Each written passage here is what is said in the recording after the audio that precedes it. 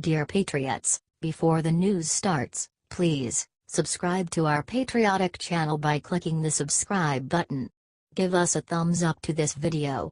Don't forget to leave your opinion below in the comments section. Share the news on Facebook and Twitter so you friends see it. Thank you. Fake Republican on MSNBC just called all gun owners bad parents. Liberal network MSNBC wants to avoid any real debate about gun rights so they have often been bringing in moderate Republicans to represent the conservative side of the argument. Not surprisingly, many of these RINOs just so happen to support increasing federal control over guns. A classic example of this happened recently when MSNBC host Lawrence O'Donnell brought in self-proclaimed Republican David Frum, who runs liberal bias publication The Atlantic. During his interview, Frum stated that people who keep guns in the house are bad parents. Said moderate Republican Frum about the shooting and the gun rights debate, "Well, one of the things that we tell ourselves is that after these events, these terrible atrocities, nothing changes, but, in fact, after Newtown, we have had 5 years of the most dramatic changes in American gun laws in a long time, all of them aimed at making guns more available in more places."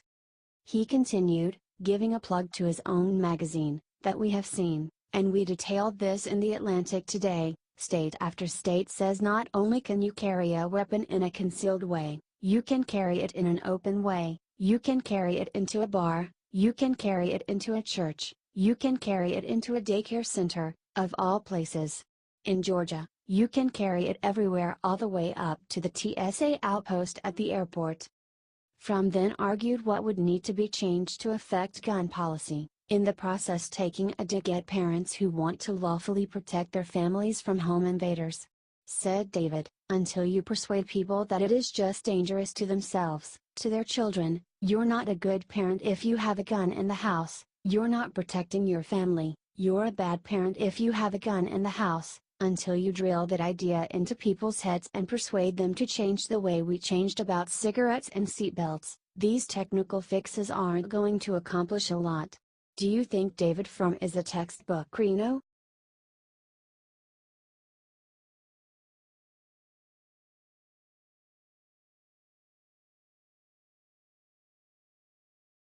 Krauthammer has been missing from Fox News for weeks, the devastating reason why is exposed.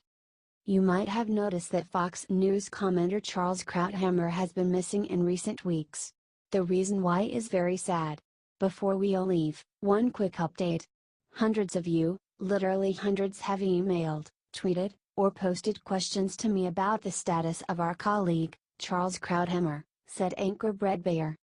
Charles had a pre-planned surgery his doctor said he needed. He expected a speedy recovery but ran into some complications post-surgery. He is still in the hospital, making slow steady progress in recovery, said Baer. He desperately wants to come back to the panel as soon as possible. Believe me, I speak to or email with his wife Robbie almost every day. And I share your thoughts and prayers. It will likely be a few more weeks, he said. And yes, he does get to watch his Washington Nationals' first game of the playoffs against the Cubs, tomorrow night, so we're pulling for him. And thanks for asking about his status. He'll be back here soon, I'm sure, said Baer. The Fox News fans have showed their love, hundreds wishing him a speedy recovery. Sending prayers to @Krauthammer, may the Lord watch over him. @BrettBaer #special report, wrote one user on Twitter. I might not always agree with him, but he's a very smart man and his voice is missed. Get well soon, wrote another.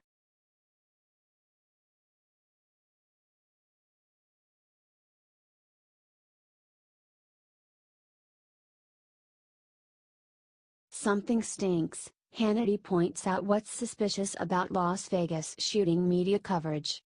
Fox News host Sean Hannity was recently joined by new network hire Tomi Lahren to discuss the Las Vegas shooting attack that claimed 58 victims' lives.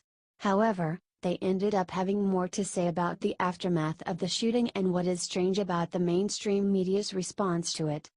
They first addressed how liberals have been attempting to politicize the tragedy by having gun control laws passed before we can have a rational discussion about it. Tomi mentioned about them, To those out there that want to lecture us on gun sense, gun safety, a person who is hell-bent on murdering thousands of people would probably not be concerned with laws. Concurred Sean, if you have evil intentions in your heart, you're gonna find a way. Added Tommy, criminals, terrorists, psychos, they don't obey our laws. They don't care about your gun control. When you have a gun-free zone, you are neutering everyone there. Then Lauren floated a provocative question, asking, here's my question though.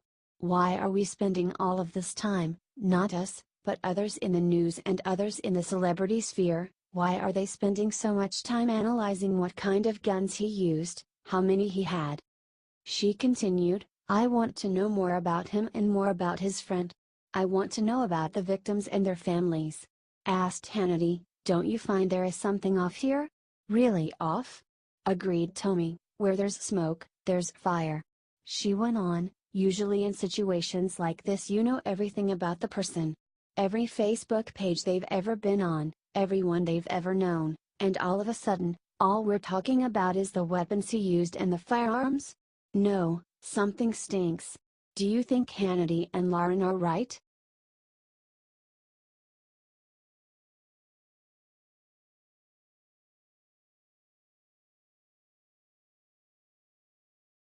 Miley Cyrus just wrote Hero Hillary a thank you note on live TV, what she said is so gross. Superstar singer Miley Cyrus was once America's sweetheart, but in her post-Hannah Montana years she has been in a state of prolonged teenage rebellion that does not seem to have an end in sight. Part of Miley's very public acting out has involved become an outspoken liberal.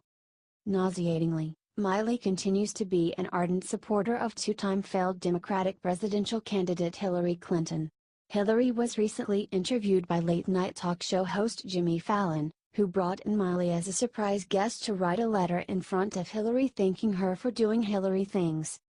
Hillary, whose narcissism and need for flattery seemingly knows no bounds, was asked softball questions by Fallon, like, do you think, if you were up against a different Republican, would you have felt different? In a segment that can only be described as stomach-turning, liberal Fallon then trotted out his female staff writers to thank Hillary in person, with one named Taryn gushing to the would-be president, thank you, Hillary Clinton, for being the first female presidential candidate nominated by a major party and also the first female senator of New York and also the first First Lady to transcend First Ladyhood to become Secretary of State. I guess what I'm trying to say is, thank you, Hillary Clinton, for being the Hillary Clinton of American politics. Then, as a big surprise, Miley came out and began writing a note for Clinton.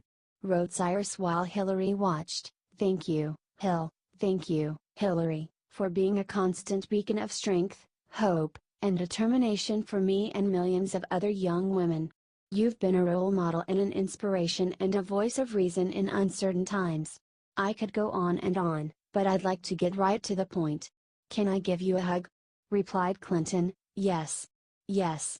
Miley then exclaimed, I've been wanting to do that.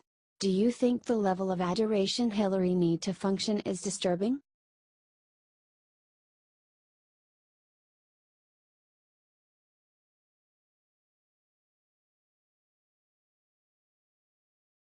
"59 meat eaters dead," vegan cook writes most revolting lib post yet about Vegas shooting. One sad but sadly predictable occurrence in the wake of the tragic Las Vegas mass shooting has been truly hateful and baseless comments made about the event by bigoted liberals trying to take tasteless cheap shots at conservatives. Perhaps the single lowest comment, however, came from a leftist radical from Wilkes-Barre, Pennsylvania named Delinda Jensen. The 60-year-old Jensen is a hardcore vegan who runs a food truck named Mother Nature Vegan Cuisine in the city. In a recent post on her now deleted Facebook page after the mass shooting, the vegan wrote, "Yes, I am jaded. 59 meat eaters dead. How many animals will live because of this?" Beneath that post, she added, "I don't give a expletive about carnists anymore." Thankfully, the blowback against Jensen's unthinkable comments has been harsh. Her company has already gone out of business and she has had to put her food truck in storage. Said a contrite Jensen after the response to her post, expletive, up. Was it poorly written? Absolutely. Do I regret it? Yes. I am so sorry I wrote that. Delinda Now's claimed that she is sad that all those people died in the shooting, regardless what they eat. Asserted Jensen, meat eaters or not, no one deserves to die like that. She then dubiously claimed, I wasn't celebrating the death of those people. That's not how vegans think, we are non-violent. Are you glad people are not tolerating this woman's bigotry and heartlessness?